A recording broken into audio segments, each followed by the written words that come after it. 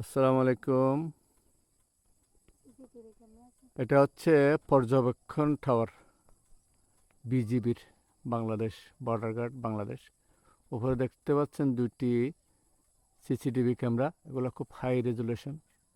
উপরে ওয়াইফাই এর জন্য কানেকশন, ওয়্যারলেস অ্যান্টেনা আছে। এখানে লাইট আছে, খুব হাই পাওয়ার, রাত্রে জ্বলে। সৌরবিদ্যুৎ, এই যে সৌরবিদ্যুতের সোলার আছে এখানে, দেখতে পাচ্ছেন।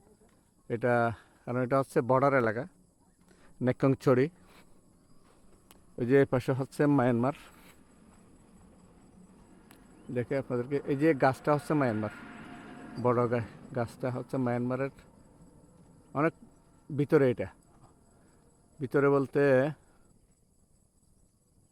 এই যে হালের উপরে হচ্ছে মায়ানমার, হালের এই পাশেই হচ্ছে বাংলাদেশ, এবং এখানে হচ্ছে পর্যবেক্ষণ টাওয়ার, একদম বর্ডার এলাকা, বর্ডার।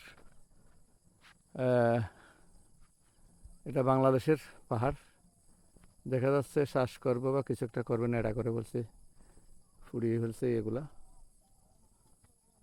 আমি আর আমার মেয়ে এসেছি এখানে, আমার মেয়ে বসে আছে বাইক, তো এখানে দাঁড় করিয়ে শুধু একটু ছবি নেওয়ার জন্য, ভিডিও করার জন্য দাঁড়ালাম। মেঘাচ্ছন্ন বিকেল বলা যায় এখন, কারণ বাংলাদেশি গরু।